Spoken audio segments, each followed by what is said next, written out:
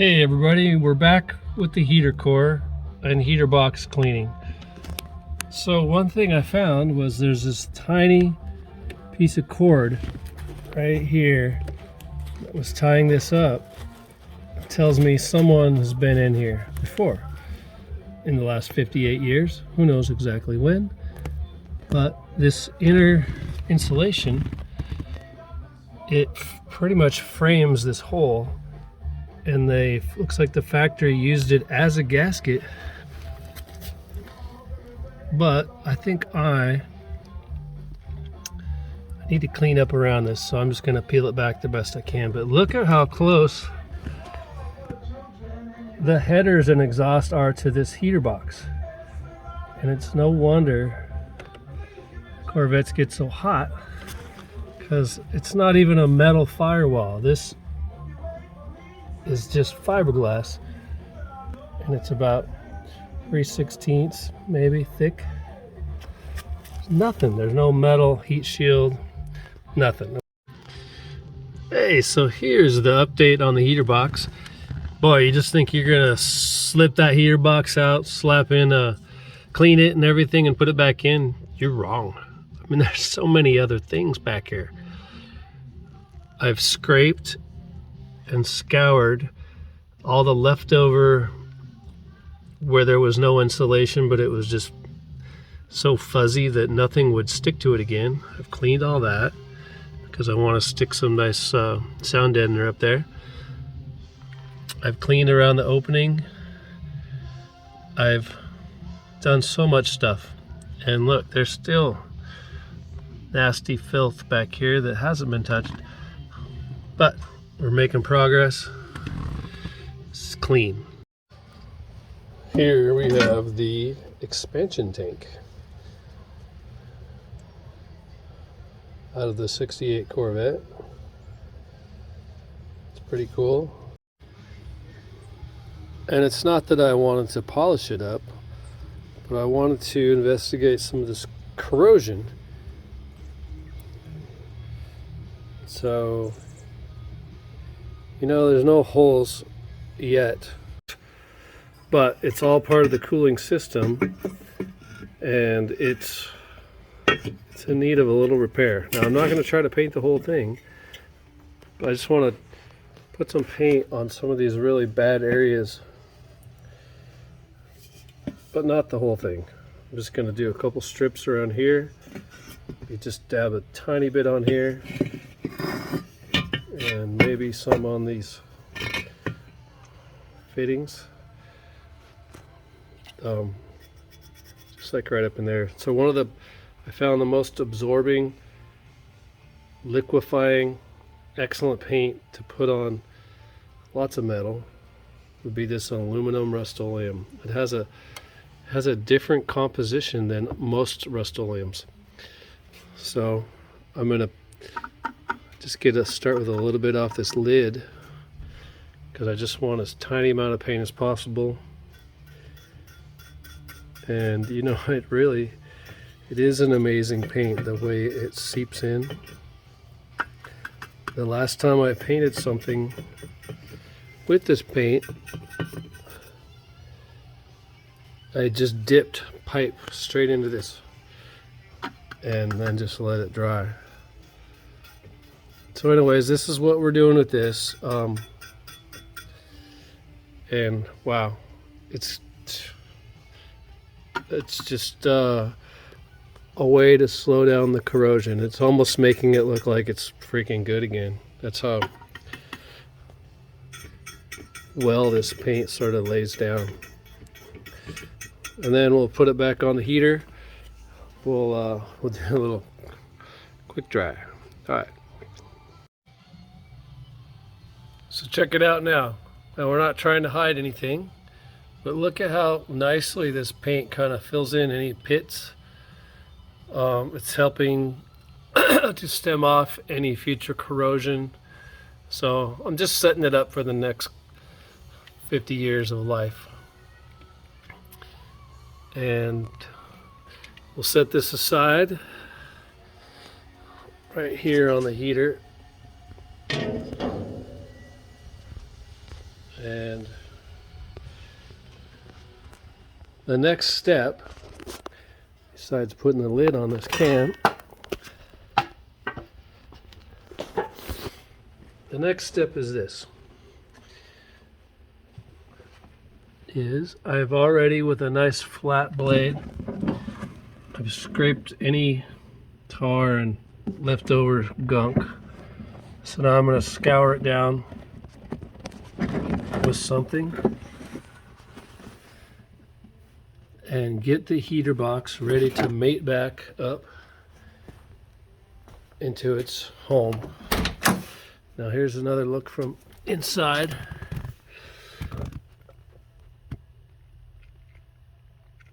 And I did a lot of scraping the other day, and this bottom insulation started here, and I got to trim out some of this. It was just soaked with mouse urine, so we're gonna, I think, just get rid of this up here,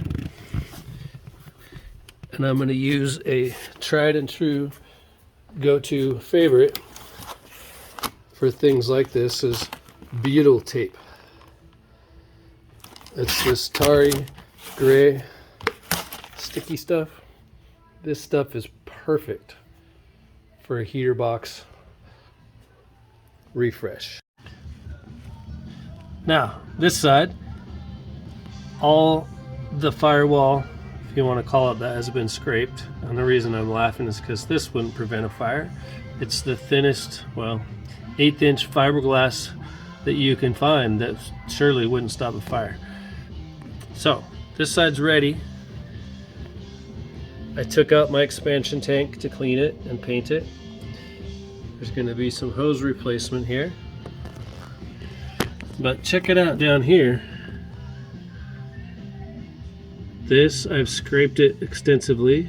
I have not wire brushed it yet, but it needs some paint. It will be hard to get to this with this big old fan in the way. So we're going to clean that up, clean it, and paint it. And so it's taken a while. I do have a job as well, but this has been like a second job, and it's getting a little long and drawn out, but we're getting there. This is the reason why mice love to live in a Corvette heater box. Look at these cute little doorways. This puts heat on either side of the transmission tunnel underneath the dash. What mouse could resist some mystery doors? There's like, oh, door 1, 2, or 3. Wait, door 4, 5, or 6. Ooh, this is new age door. Anyways, this is so dirty in here, so don't forget, there's just the tasks just keep adding up. Beneath the beautiful exterior of a 68 Corvette, you really never know what you're going to find, especially when you get it on bringatrailer.com, the auction website that always pretty much demands you pay full price because so many people bid against you. Now, this car is definitely old and bought it without seeing it first, but who would look under the carpet, even in an in-person inspection, before they bought a car? Look at this.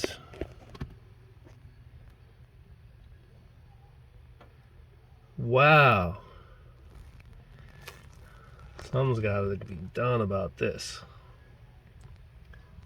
This is like the equivalent of a 66 Chevelle with a rusted out floorboard. Look at this. You can see like body filler that's pushing in through these little holes from the other side. Oh, what will we do? Look at this. This is pretty stiff, but it's not even adhered anymore. It's not even fully wetted out. Look, it looks looks pretty dry. Well, it was wet at one time. I can see that now. I've cleaned this. I've sandpapered it. I've vacuumed it. I've scraped it. And I sandpapered the back. Well, what do you do with a lemon? Well, you're gonna make lemonade, and we're gonna put epoxy all over that, and we're gonna re-adhere it, because apparently this car's got issues. So look at these up here. These are like the backside of rivets, and there's a lot of holes in the floorboard that match this exact size of the rivets. So I wonder if that was the heat shield that is definitely gone, long gone. Maybe it used to be a heat shield under there, but I have no idea. But there's gonna be one under there someday when I build one. Maybe I'll use some old air-baked cookie sheets. Those would be perfect. Anyways, did I buy a lemon? Please leave it in the comments. Thank you. Here goes nothing. Nice fresh batch of epoxy. Gonna get some down behind there. So all I have to do is push down a little. All right, and then we'll get the rest out here. Yummy. Get out my nice little epoxy tool. No, this isn't a kitchen tool. No.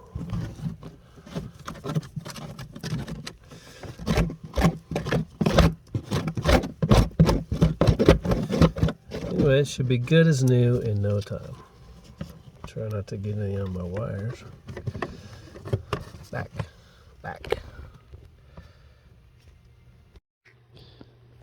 There has been considerable delay since the last time I worked on this. I laid down and wet the fiberglass that I found under the passenger floorboard. So that's all wet. There's this little gap right there, if you see that gap. I was pouring epoxy in there just a little bit at a time, but I wasn't smart enough to realize that it was going out right down here onto the floor. So I'm gonna have to plug up these holes with some tape, skim off the drips that are dried and cured, and give it one more pour. So that's next on the list. I want that gap in there filled. Here's my collection of parts. Everything's pretty much ready to go. I have one more item to address as well. There's always one more item, but see these screws right here? For some reason, somebody felt the need to screw right into the heater box. So these screws are coming out, and once again with the epoxy, I'm going to go ahead and just fill up those little holes. And I'll be one step closer to putting it all back together. And I'm still haven't opened my jigs heater core yet, so that's also on the list. And there it is. A couple drops left over from a different epoxy job I was doing, not the Corvette. And I put a little bit in there too. And it'll come out nice and flush on this side. This is the engine bay side. So once I remove the tape, it'll be just flush and smooth. And no one will see this in here, and it won't matter because I just don't need any more drain holes. It already has a factory drain hole. This is the bottom of the inside. Getting so close. I am definitely was getting a little bogged down, but I'm excited to get it put together because I want to drive it, test out the new gauges and the new heat.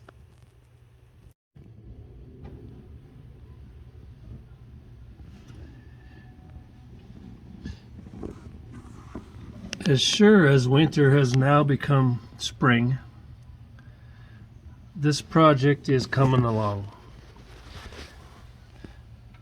Now notice all this surface rust. Been cleaned, scoured with vinegar, all that stuff I probably already talked about. So we're going to treat it with a little bit of paint. And then we're going to paint over that with some flat black. And, you know, we're just trying to get the rust to stop rusting. So I'm not painting everything, of course, but just going to dabble a little bit here and there. And look, it's sunny out. This car needs and has to be put back together. Hey everybody, we're taking one last look at the 1968 Corvette C3 heater box system. Now, when I took this thing out, I did not plan to keep it out this long. And I've basically forgotten exactly how everything goes. Now, once I took it out, there was a lot of other things I found that needed attention while the heater box was out.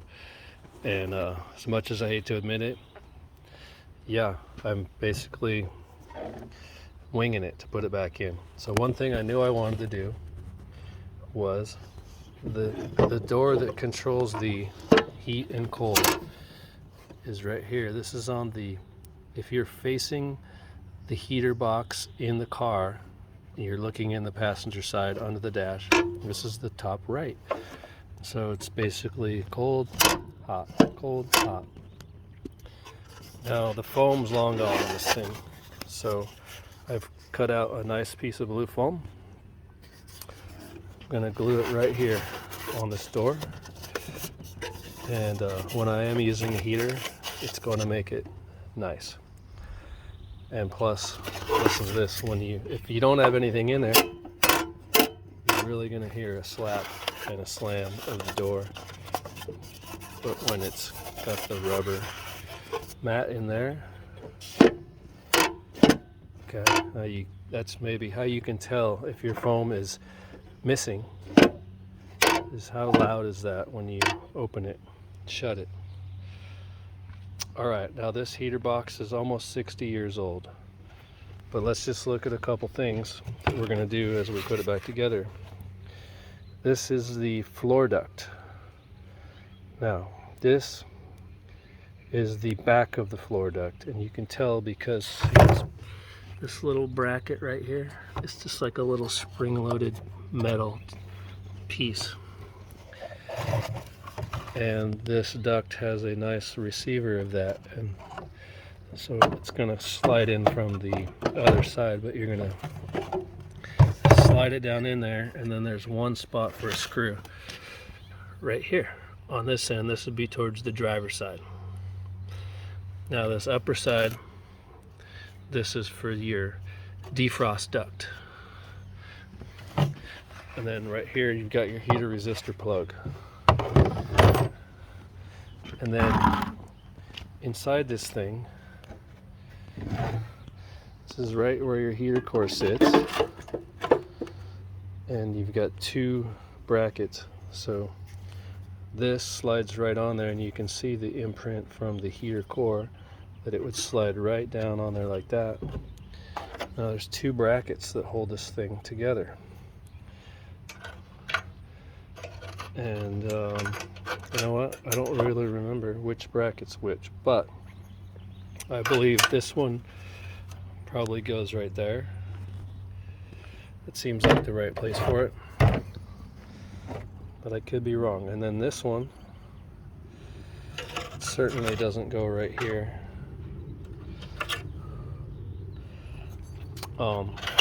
This bracket seems like it could fit.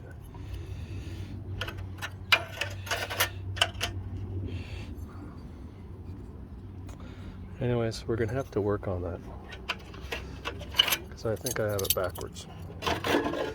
Alright, now when I put all the parts together, it'll be very obvious, but okay, that's better. And this one, it seems real tight, but it goes in, pow, just like that. So you could see how easy it could be to get the wrong idea about some of this stuff, but once you get it once you're dealing with this piece, it'll be completely obvious which way things go, because this only is going to go on one way. Let's just leave our heater fan behind.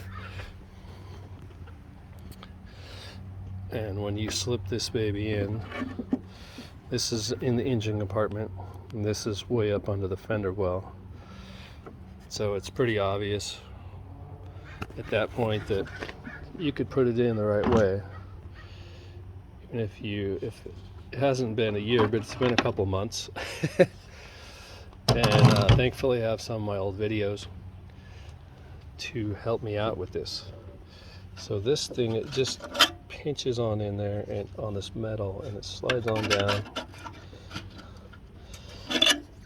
and you're probably looking at it being tight that way, like that. And there's some rubber in that's missing. I'm going to cushion it inside here as well, on the ends and on the back, because all that stuff has been cleaned out. Yeah, you don't want the heater core sitting directly on the metal. So I will put in a little cushion in there as well. And that's what I'm about to do. I will be able to reuse some of this stuff. Got a whole bunch of it. I've got glue and scissors. Now, this thing, there's the part number. You can see there's some epoxy on the back, because somebody had put a couple screws through this for a bracket or something, and it's already has a drain hole. This is the bottom. So if you spring a leak in your heater core, it's got the drain to drain on the engine side, but you know what?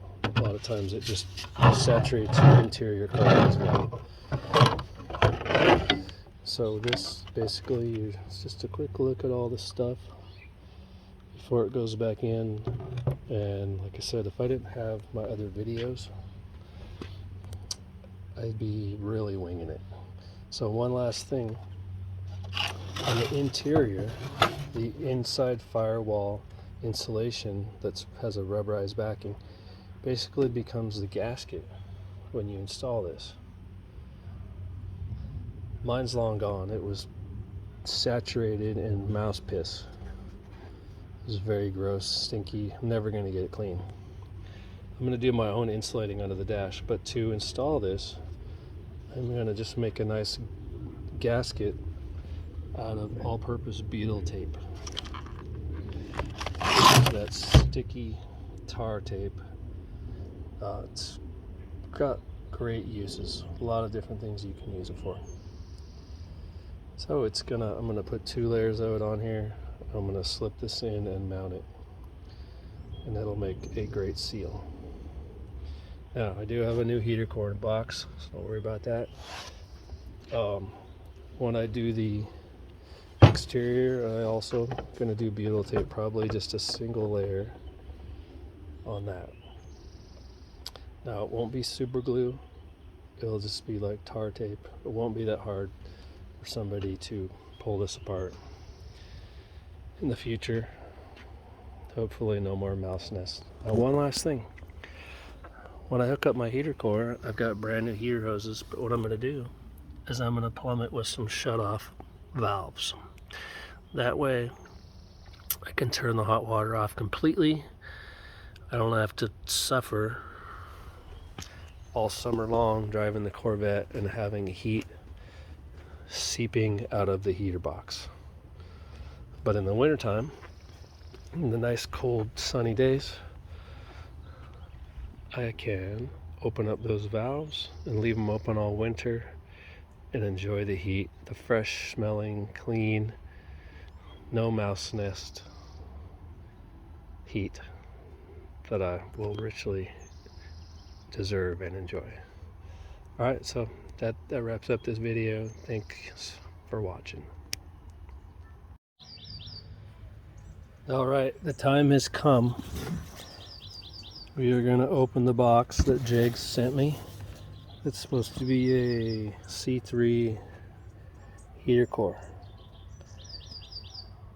brass. So let's hope for the best.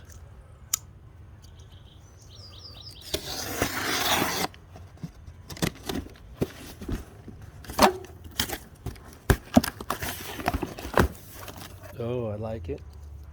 No foam in the box. Never a fan of getting a bunch of foam. Okay, cool. A box inside of a box. Yellow is not my favorite color, but very cool. What a surprise. They sent me a hat.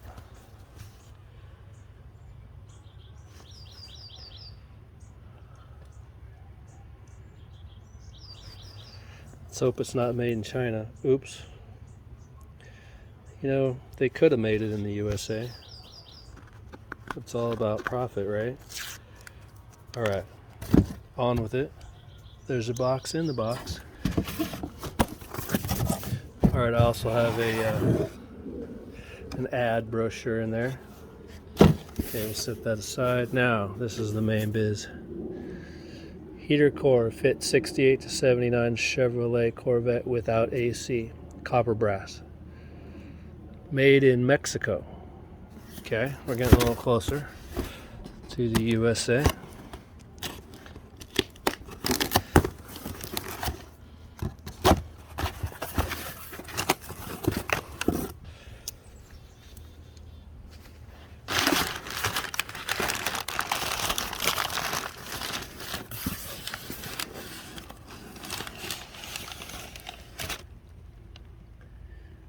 Look at that. It definitely has a good look. I'm looking down in the seams. The brazing looks complete.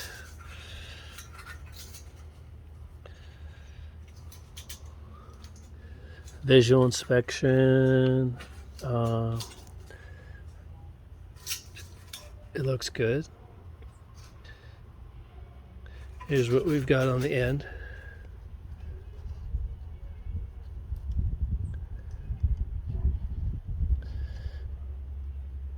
And that's always good to have a look at things before you put them in.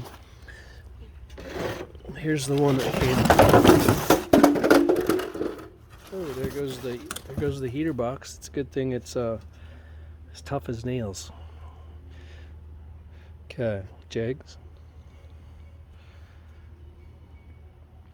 This was the original one, or not the original, I don't think, but and it's actually in good shape. It just has mouse pee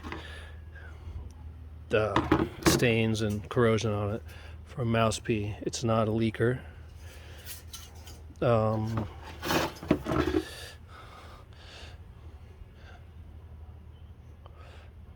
So I like it, very satisfied.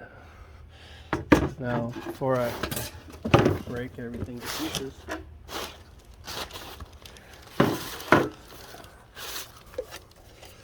we better look at this again. A couple scratches. She's good as new. Man, they don't build things like they used to, right? Okay, so this heater core.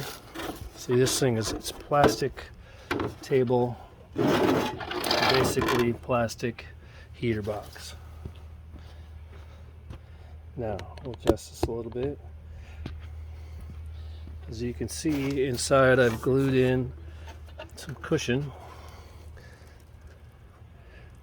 down in there, and also I put on the sealing for the door. Now look right here. There's a tiny shred of copper or something that I don't want that rolling around in my heater system.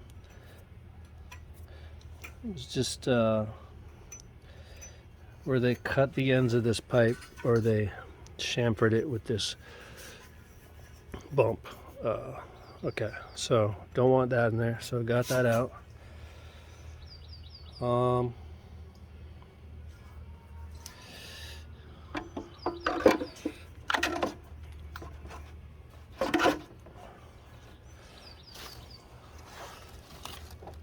all turned around, so let me see. I believe this is the way it goes in. Oh, look at this. What I'm doing is I bent one of my studs. It was already bent, and so it's bent a little more, but it's still gonna work.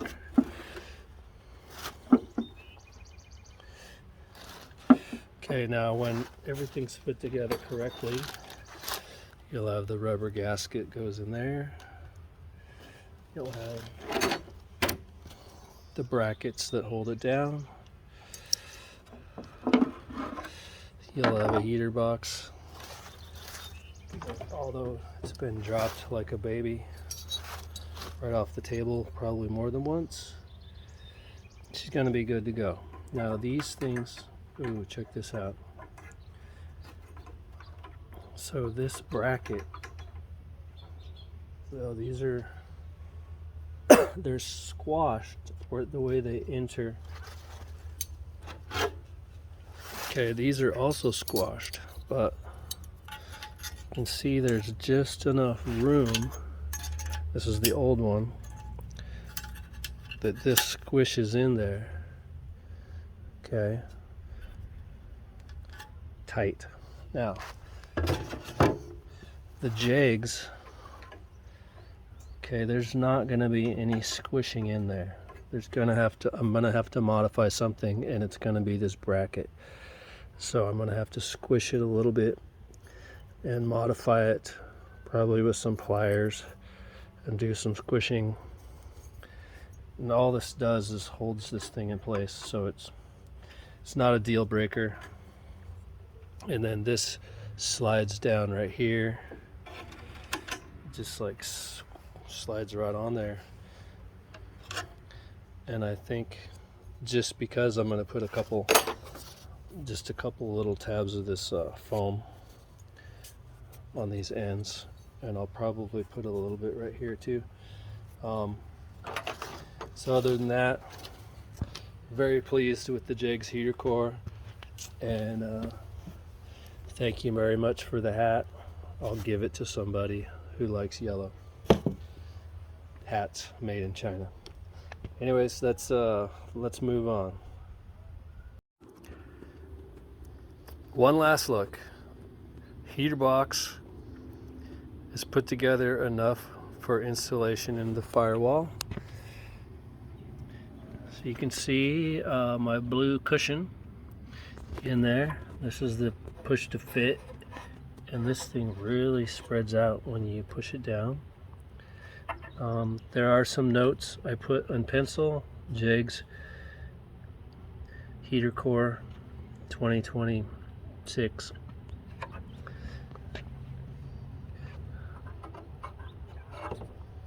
Got this, got everything in place. And I left a note for somebody for the future.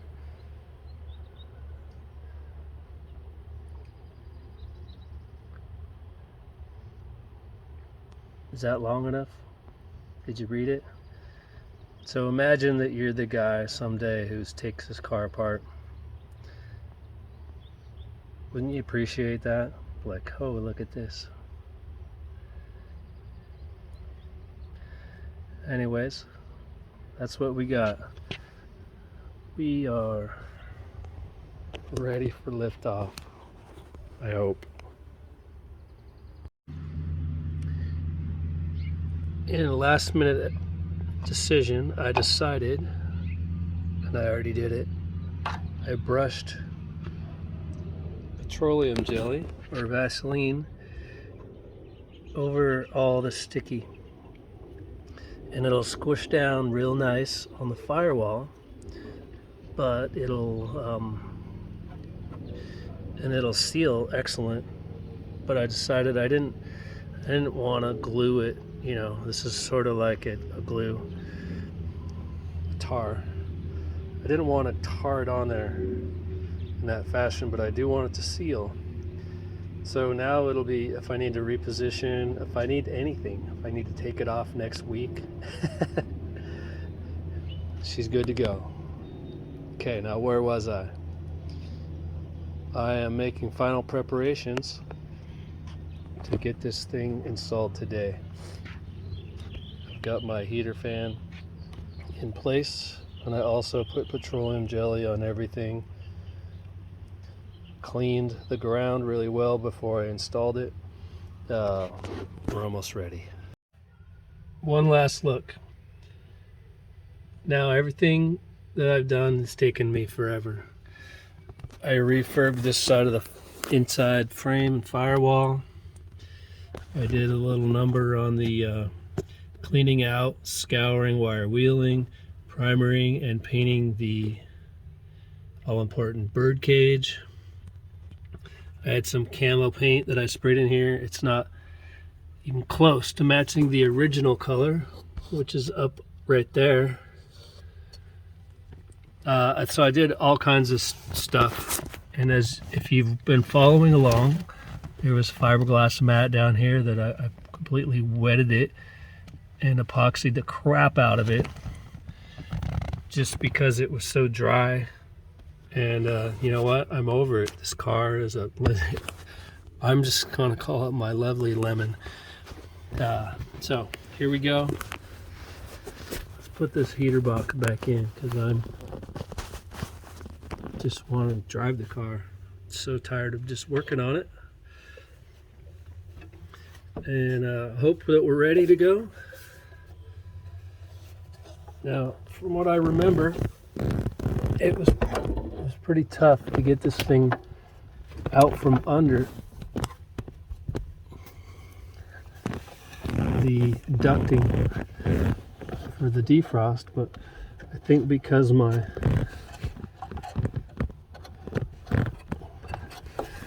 already hung up on something here, because my lower defrost or my lower heater duct was still on, they were fighting each other.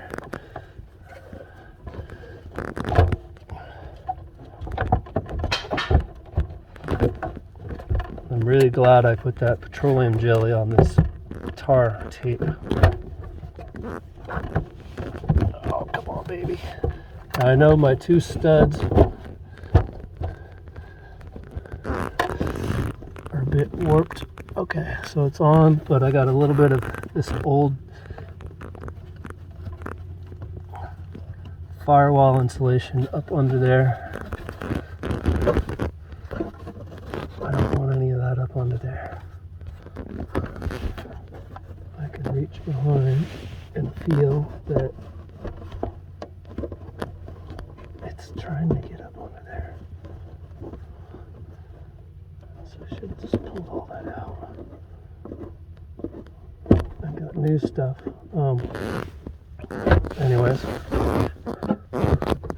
where are we at? There we are. Okay, so that's close. That wasn't too hard. Now,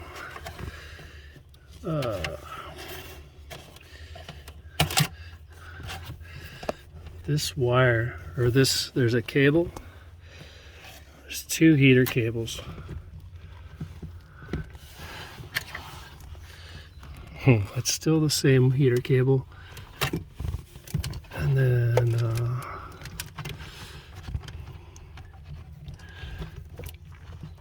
okay, so I have a lot of sorting out to do. But let's take a look at the other side.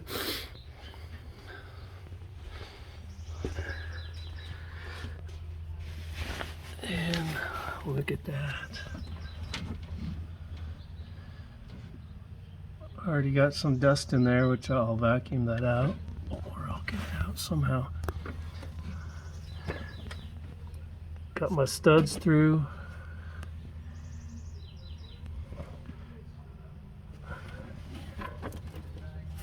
So it's just about ready to put this side on. I gotta sort out a couple things. Okay, here is the engine compartment side of the heater box. I I went ahead and brushed down the beetle tape with my my handy dandy Vaseline jar, and she's ready to go. And I left more notes in here in pencil. I know it's probably hard to read, but anyone with this in hand will be able to read the notes very easily. Camera in place, here we go. This is quite the shoehorned fit, and that's why everything's out of the way. The vacuum lines are out of the way, the expansion tank's out of the way, everything's out of the way. And if it's not in the way, we're gonna get it out of the way. Alright. It's very tight. You just want to be really careful of the heater core copper lines. Slip that behind there. Okay, now your next target. Get that wire out from under there. But you get the idea.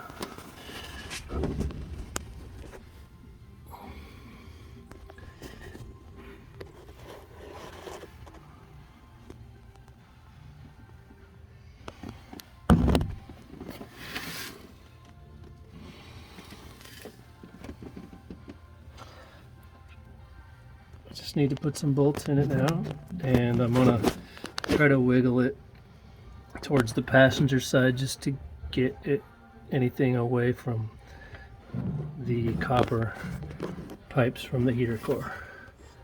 As you can see, this tells me that I could go a little bit that way. So that's what we'll do. And she's getting almost done. While we're down here, I did primer, clean, rust, primer, and paint this bracket.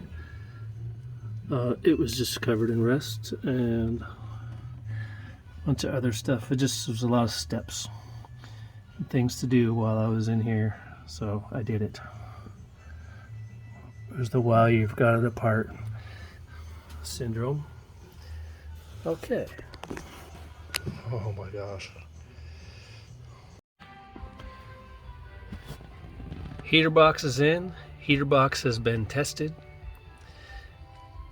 Other things that had to go in were the lower vent, which goes in best from the driver's side. Slip it right on in there, move some wires. Now my carpet wanted to furl up right here, and so I made had a piece of stainless laying around, and so all I had to do is bend it to contour, and the vent is holding it in place, and it's holding down my carpet because it was just an unruly, looked like garbage, and so now it just kind of looks cool. There's other insulation down low behind the carpet, above the heater box. Just got that out of some other car, out of my insulation box. Here's the old vent, the vent from nowhere. And the all-important bird cage. Everybody wants to see your bird cage. It's gotten a little dirty in there since I cleaned it out and painted it. So it probably will never look rusty in there ever again. Because it did look a little rusty, but it wasn't bad at all. It's my lovely Lemon, and she's coming together. We're gonna go for a drive later once I get this hooked up.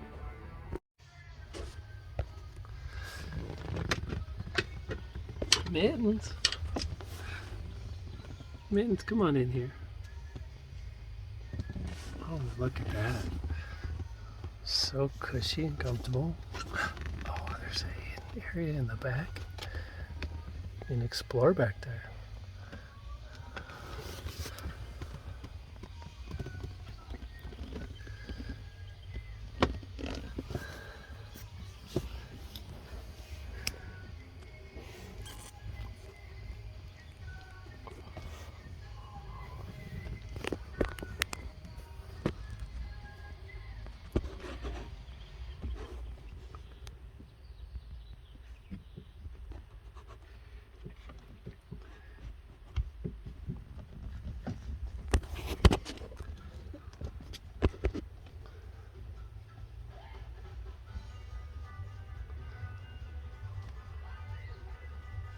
Mittens, you like Corvettes, don't you?